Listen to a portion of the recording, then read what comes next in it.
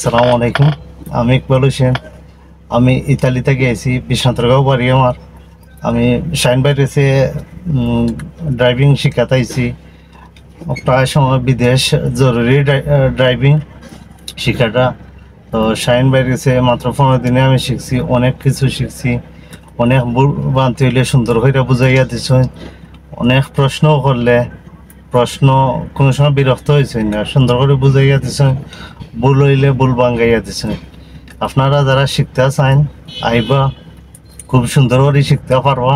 আর আমার দা দোয়া করবা সবে, যাতে সুন্দর করে ড্রাইভিংটা করতাম পারি। সবসময় উস্তাদ যেটা কইয়া দিছে সবসময় স্মরণ রাখতাম, দোয়াটা করবা। আসসালামু আলাইকুম।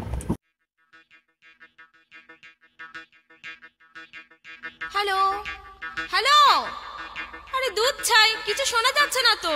যা, লাইনটাই কেটে গেল।